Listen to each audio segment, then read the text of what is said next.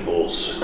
It is time once again for a Let's Vote video. So, these are the stickers I get this time around. That's nice. There's the envelope I'm returning my stuff in, but let's just get to the ballot, shall we? This is for the November 8th general election. 2022, right? Remember to rip your strips off, people, because that gives you your ballot number and all that. But here we go. So for the people, a lot of these I've already explained why I voted for them before, but I really feel like Jared Polis as governor has done us a lot of favors. I was a little bit skeptical of him winning the nomination when he won it, but when he got into office, wow, he's just done a bang-up job, and I couldn't have hoped for better, so I like that guy. Jenna Griswold, she's doing a good job as our Secretary of State. A lot of these other people I've met in person. Down here, Emma Pinter, she actually did door-to-door, knocked on my door, and I got to talk to her, but I also voted for Michael Bennett for Senate, so those are pretty much things you could have expected from me. And the next section, here in Colorado, if you leave something blank, your ballot still counts, but your vote on that doesn't.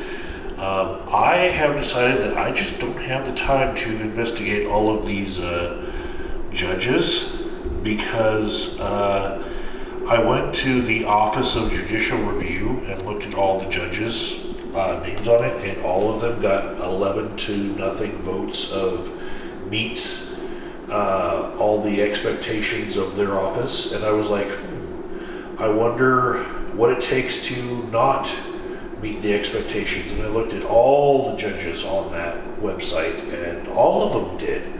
Nobody fell short of the standards. So either Colorado has really great judges, or we just have really easy measures.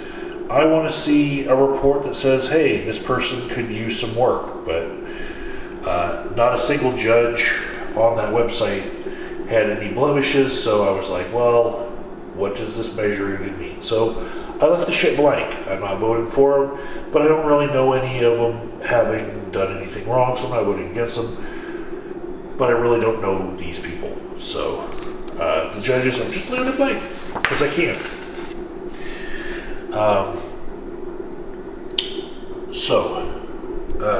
This one's got a recall to it as well. I'm probably going to spend some time digging into that right there to see why she's being recalled. Because that's probably got some more news to it, you know. But let's get to the amendments, shall we? So, Amendment D, this is something that I voted no on, that I think Jared Polis, this governor that I'm raving over, probably wants me to vote yes on, because it would just make everything so much easier for this transition where they're like making a new judicial district.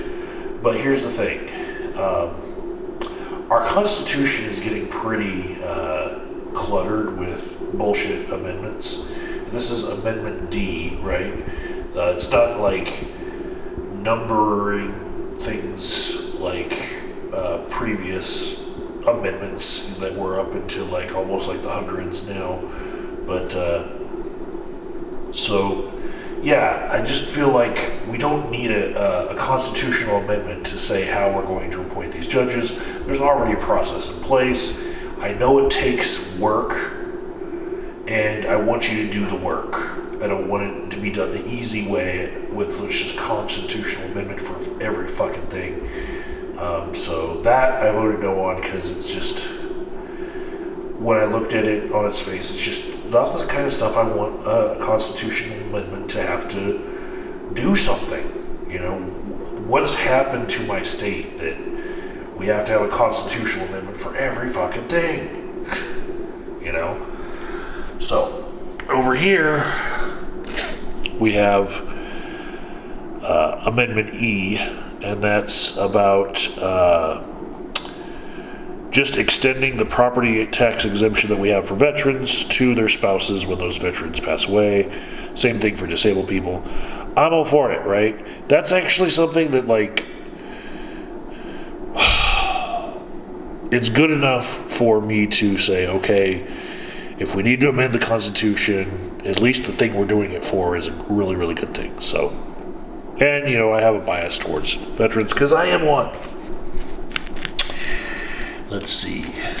Amendment F. This one is about charitable gaming activities. It's actually going to allow charities to pay the people who are running the games of like bingo and stuff, and it's going to reduce the amount of years from 5 to like 3 for a charitable organization to be in existence in order to have these games. And I'm all for it because I know I'm an addiction counselor. I should be against gambling, but hear me out. It's going to return some life blood into bingo and take that shit away from the casinos that we have, which are kind of monopolizing gaming. But those casinos really aren't very good for our society anyway.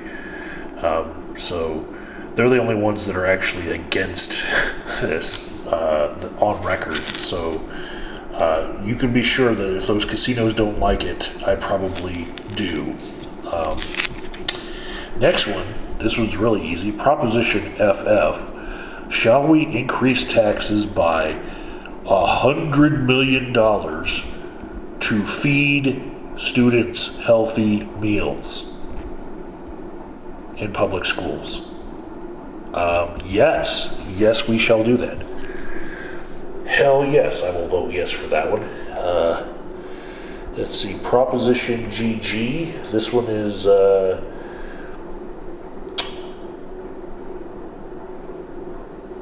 this one basically will make it so that some of the Tabor laws that make it psychologically manipulative, something that the Republicans put into action a long time ago, it will actually explain things while people are voting, like how much a tax break gives to rich people versus how much it gives back to you.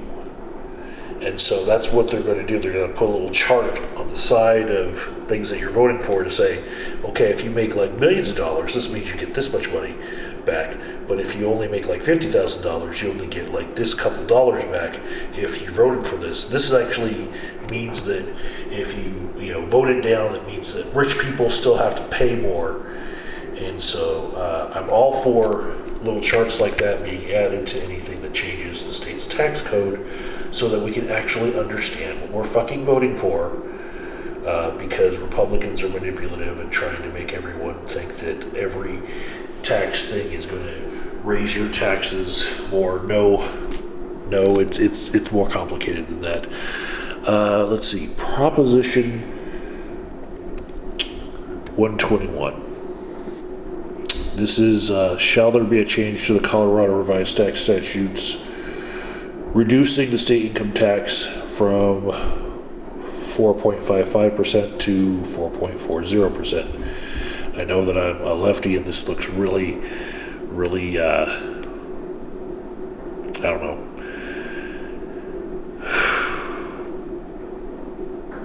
It looks really, I don't know, stereotypical of lefties, but I am not against reducing this tax rate. And it's because our state has to do shit, right? And since we have to do shit, we need money to do it. And Republicans put shit like this on our ballots so that we can take away the money that we need to do shit, right? And thereby reducing, tax burdens and all that. I get that part, that's their value. But once we voted that we want to do shit, taking away the funding in order to do that shit is basically going against the will of the people. It's like a end around to what we actually voted on. It's like, oh yeah, we voted to do it, but what money are you going to do it with? So yeah, I'm always about, in these days, not letting Republicans fool us into defunding the things that we voted for. Let's see. Next, we've got 122, and this one is, are we going to have medical fungi and medical DMT and ayahuasca stuff? And after reading it and how carefully it was written, I'm like, yes, we shall have these regulated. And number 123 is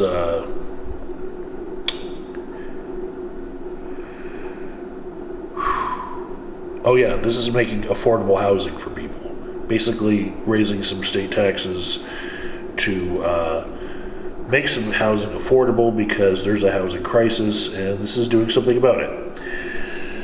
124. This one is basically, shall we let companies that already have a bunch of liquor licenses, basically in the next 10 or so years, have unlimited liquor licenses to open unlimited stores? And I voted no. And here's why, from my social justice perspective. A lot of the smaller businesses, liquor stores that we do have in Colorado are minority owned and women owned businesses, and this would put a lot of them out of business if larger companies could just keep on expanding. It's going to put a whole bunch of small businesses out of business, and I'm against that, so I voted no on that. Same thing with the next one. Shall we make it so that grocery stores can sell wine if they're already allowed to sell beer? I said no, because I'm trying to protect those small businesses we have. I just don't want large businesses taking over basically monopolies on liquor and making it easier for some of my clients to shoplift liquor from them. Let's see. The next one is 126. Shall we have DoorDash continue to deliver via app alcohol to people in their houses? No. I voted no against that. Not only am I an addiction counselor who has lost people to drinking themselves to death at home because they were able to have liquor delivered to them in the beginning of the pandemic, I'm also against this because if we allow this, if Uber Eats and DoorDash are allowed to get their alcohol and deliver it to people, where are they going to source that alcohol? They're probably going to source it from large companies, and then that's going to still affect all of those businesses that I was trying to protect by voting no previously on the other two. So I am again voting in favor of small business when I say no, we should not be able to have this continue past the pandemic. And then lastly here, this is just shall this recreation district be able to keep the extra taxes that they collected for parks and recreation? I voted yeah, go ahead and let them keep it and spend that on the parks, rather than have to give it back to the people the way that the Tabor law was written, so that Republicans can take away money from our parks, our schools, our infrastructure, and just give it back to people instead of spending it on what we wanted to spend it on in the first place, yada yada. And that is how I voted in the November 8th, 2022 election, and I will be dropping my ballot off tomorrow. And yeah, until next time we have a Let's Vote video, I think y'all should vote.